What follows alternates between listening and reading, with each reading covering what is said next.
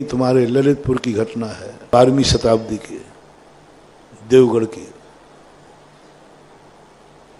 दो मजदूर थे, दो बेटे थे, अनाथ थे, कोई भी उनके परिवार में नहीं था, बच्चे थे, अनाथ थे। जैसे तैसे करके उन्होंने जिंदगी में प्रतिदिन 1-2 मक्के के दाने बचा लेते थे। प्रतिदिन इसलिए बचाते थे, और वो जैन थे। उन्होंने सुन लिया था किसी के मुख से कि एक सम्मेश शिखर है, मनुष्य पर्याय पाने के बाद जिंदगी में एक बार दर्शन जरूर करना। तो उनके मन में भाव आता था, कभी यदि सम्मेश शिखर गया तो खाली हाथ नहीं जाऊंगा। कुछ मुट्ठी भर दाने उन्होंने इकट्ठे किए, लेकिन शिखर जी जाएं कैसे? पैदल जाने की स्थितियां थी, बैलगाड़ियों से जाते थे।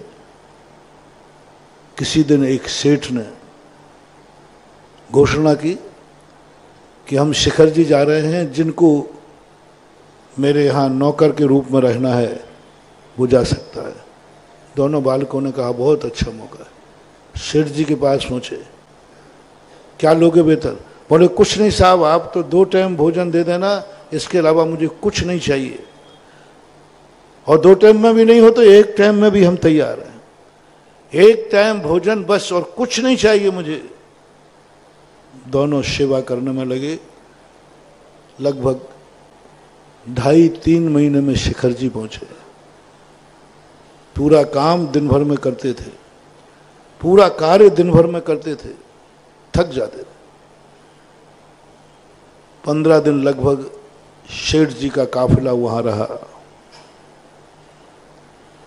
सेठ जी ने जाने का ऐलान कर दिया कि 2-3 दिन बाद काफिला वापस जाएगा।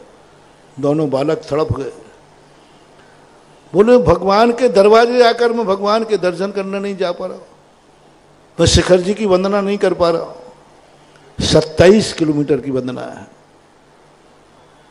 और मुझे यहां दिन भर में टाइम ही नहीं मिलता। सेठ लोग वंदना को चले जाते, वो उनका रोटी पानी बनाते। क्या करें? दोनों एक दिन रो पड़े कि शिखर जी आने के बाद में शिखर जी की वंदना नहीं कर पाया।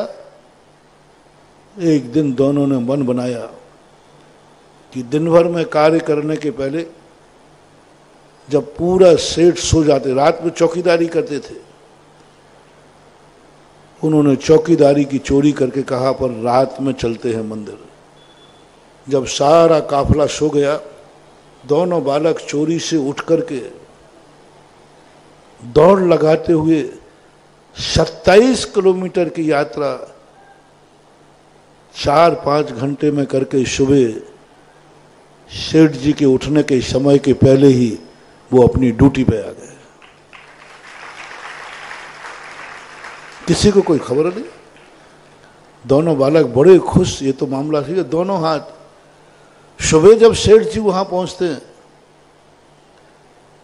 अब बच्चों को प्रतिदिन की आदत पड़ गई, ये अच्छा है जितने दिन रुके, मेरी अपनी कितनी बुद्धि मारी गई। ये तो 15 दिन पहले शुरू करते तो 15 वंदना हो जाती, लेकिन अब क्या हुआ, अब जितने दिन है फिर दूसरे दिन फिर गए। और वहां एक घटना घटी। सेठ जी रत्न लेकर जाते थे, प्रतिदिन टोंकों पर रत्न चढ़ाते थे, डायमंड पन्ना शिखर जी के लिए चढ़ाते थे। और वो सोचते थे कि मेरे अलावा कोई भी ने आज तक ये रत्न, इतने रत्न भगवान के चरणों में नहीं चढ़ाए जो मैं चढ़ा रहा हूं। लेकिन जैसे वो प्रातःकाल वंदना को पहुंचे, हर टोंक पर चमचमाते हुए डायमंड पड़े थे।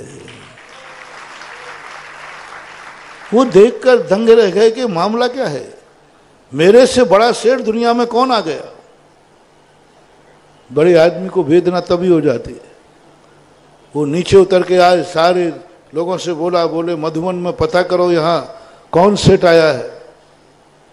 सबने कहा, बोले साहब आपके अलावा कोई दूसरा सेठ आया ही नहीं। बोले फिर ये डायमंड मेरे पहले किसने चढ़ाए मंदिर में, और मेरे जो रत्न है ये सब फीके पड़ रहे हैं, और ये कैसे चमक रहे हैं। लोगों ने कहा साहब देवता आए होंगे। बोले देवता आए होंगे? तो उनका पता करो। अब सेठ ने गुप्तचर लगाए, हर टोंक के ऊपर लगाया, यहां लगाया, देखें रात में कौन चढ़ता है। वो बेचारे बालक अनभिज्ञ, उनको अंदर की बात पता नहीं, मजदूर थे। वो तो जैसे ही सब लोग सोए और दोनों चोरी से भाग करके फिर वहां पहुंचे, गुप्तचर उनके पीछे लगे। और बच्चे कुछ नहीं देखते थे, जो मक्के के दाने थे ना, उनको तो जल्दी वापस जाना, यूं फेंकते थे। मक्के के दाने फेंके गौतम गणधर टोंक पर, कुंथनाथ पे पहुंच गए, कुंथनाथ के फेंके। अब उनको इतना टाइम कहाँ है, क्योंकि जल्दी पीछे मुड़ के भी नहीं देखते थे कि क्या हुआ। जैसे ही उन्होंने मक्के के दाने छोड़े, हाथ में मक्के का दाना है, और जैसे ही चरणों में गिरा मक्का का दाना, वो डायमंड बन गया। गुप्तचर जितने लगे थे सब चकित रह गए, ये क्या। तुरंत रंगे हाथों पकड़ा गया, सेठ जी के सामने लाया गया। बोलो, ये रत्न की चोरी तुम कहां करते हो? तुम चोर हो, कहां से चुराते हो रत्न? बोले, रत्न साहब, मेरी जिंदगी में रत्न कहां से आए? मेरी जिंदगी में रत्न कहां से आए? तो तुम क्या इतने अतिशयकारी हो, इतने बड़े भक्त हो कि तुम मक्के के दाने चढ़ाओ और वो रत्न बन जाए? बोले, साहब मुझे पता नहीं, मैं तो कुछ नहीं हूं। फैसला हुआ ये कहीं ना कहीं से चोरी करते हैं, कल इनसे मक्के के दाने देकर के चढ़वाया जाए। यदि डायमंड बन जाए तो समझ लेंगे कि चमत्कार है, अन्यथा वहीं इनके सिर कलम कर दिए जाए। पूरा काफिला गया, हजारों लोग गए, दोनों बालक बंदी बना करके लिए जाए गए और मक्के के चढ़ाओ मक्के के दाने। तुम कह रहे थे ना कि मक्के के दाने चढ़ाते हम, तो ये डायमंड कैसे बन गया? महानुभाव, बहुत गजब की चीज है। बच्चे तो मालूम ही नहीं था कि मेरी भक्ति में इतनी शक्ति है।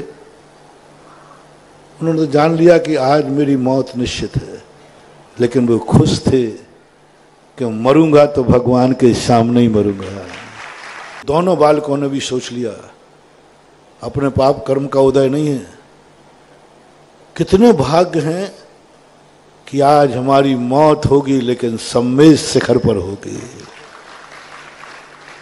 इस सम्मेश शिखर वो बड़े बड़े भगवानों ने आकर के निर्माण प्राप्त किया है। उनको किंचित मात्र भी क्लेश नहीं था, बल्कि धन्य मान रहे थे। आओ भाग्य मेरे कि आज मेरा शीश कटेगा तो भगवान के चरणों में कटेगा, सम्मेश शिखर पर मैं मरूंगा। दोनों बालक एक दूसरे को समझाते हैं, क्लेश मत करना, बड़े पुण्य का उदय आया है। मरना तो अपन को था ही, अपन तो दुर्भाग्य हैं, कर्महीन हैं, लेकिन आज अपन को सम्मेश शिखर में मरने को मिल रहा है। गौतम गणधर की टोंक पर पहुंचे, मुट्ठी भर मक्के के दाने दिए गए, चढ़ाओ इनको, देखता हूं कैसे होता है। बालकों ने तो आंख बंद कर ली कि मक्के का दाना नीचे गिरेगा और हमारी गर्दन भी नीचे गिर जाएगी। लेकिन जैसे उन्होंने मक्के के दाने हाथ से छोड़े, तो वे हाथ से छूटते जा रहे हैं और डायमंड बनते जा रहे हैं, हीरा बन गए। सेठ स्तब्ध, हजारों की जनता स्तब्ध रह गई। सेठ कहते, मेरे रत्न फीके पड़ रहे हैं, इनके मक्के के दाने डायमंड बन रहे हैं, क्या है? आकाशवाणी होती है, ये पसीने की कमाई है, ये श्रद्धा की कमाई है, ये प्रतिदिन पेट की रोटी काट करके प्रभु को दी है। इनके पास खाने को नहीं था, फिर भी प्रतिदिन एक दाना बचाते थे। ये दाने साधारण नहीं थे, ये दाने साधारण नहीं थे, ये पेट काट के बनाए गए थे, भूखे रहकर बचाए गए थे, ये पसीना लेकर के बचाए गए थे, ये मजदूरी करके बनाए गए थे। वे दाने मोती बन गए। सेठ स्तब्ध हो गया, सेठ को वैराग्य हो गया। सेठ के यहां कोई संतान नहीं थी। वहीं पर जाकर के गौतम गणधर की टोंक पर सेठ ने अपनी सारी वसीयत देवपत खेपत के नाम लिखी, स्वयं ने केस लॉन्च करके दीक्षा ले ली। धिक्कार है हमें जिस धन दौलत पर अहंकार था, रत्नों पर अहंकार था, आज प्रभु ने वो ठुकरा दिए और आज मक्के के दानों का चमत्कार हो गया। बच्चे आंख खोल करके स्तब्ध, मेरी तो चारों तरफ जयकार हो रही है, चारों तरफ जयकार बोल रहे हैं। आंख खोली तो वहां तो सामने रत्न पड़े हुए थे, लोग मालाएं लेके खड़े थे, सेठ राज तिलक कर रहा था। जब वो लौटे लोग देख कर गए, इस तरफ से जब गए थे तो मजदूर बन के गए थे, उस तरफ जब लौटे तो सेठ बन के लौटे। किसकी कमाई? गए थे मजदूर बनकर, सेठ बनकर के लौटे, सेठ बनकर के लौटे। लोग दंग रह गए कि ये क्या हुआ। एक नंबर मजदूरी की, पसीने की कमाई के सदुपयोग का परिणाम देखो। जैसे वो ललितपुर में आते हैं, क्या बालक थे वो, उन दोनों बालक ने बैठ के निर्णय किया कि अपनी किस्मत में तो दुर्भाग्य था, अपनी किस्मत में तो कुछ भी नहीं था, अपन तो अनाथ थे, दूसरे की मजदूरी जूठन करके पल रहे थे। आज जो सेठ की पगड़ी मिली है, ये किसका चमत्कार है? मेरी किस्मत का नहीं, ये जिनेन्द्र देव की भक्ति का चमत्कार है। जिनेन्द्र देव की भक्ति का चमत्कार है। ना अपन सम्मेद शिखर की भावना करते, ना रात में जाकर के इतने डेंजर पॉइंट पे जाकर के ना जाते तो नहीं होता। ये सब जो धन मिला है भक्ति से मिला है, और जो भक्ति से धन मिला है, दोनों भाई क्या निर्णय कर, ये मुझे गिफ्ट में मिली है। किस गिफ्ट में? सम्मेद शिखर की वंदना का, प्रभु के भक्ति का। इस धन का मैं दुरुपयोग नहीं करूंगा। सेठ बन गए। ये धन, ये संपत्ति मैं गिफ्ट में मिली है, मुझे पुण्य के प्रताप से मिली है, भक्ति में मिली है।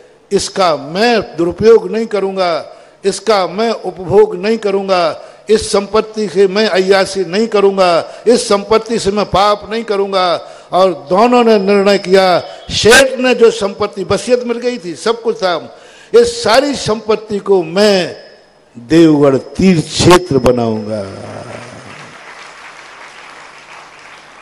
गिफ्ट का देवगढ़ 40 मंदिर बना डाले। गिफ्ट का दुरुपयोग नहीं, परिणाम उसका ये निकला उनका।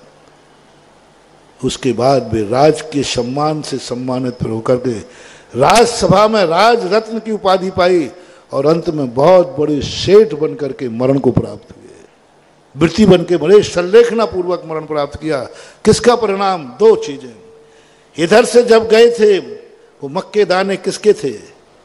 बोलो, पसीने के थे, ओरिजिनल थे, उनका उन्होंने सदुपयोग किया। उधर से लौटे, राजगद्दी मिली, गिफ्ट में मिली, उसका सदुपयोग किया। ये 2 चीजें तुम्हारी जिंदगी में चाहिए है।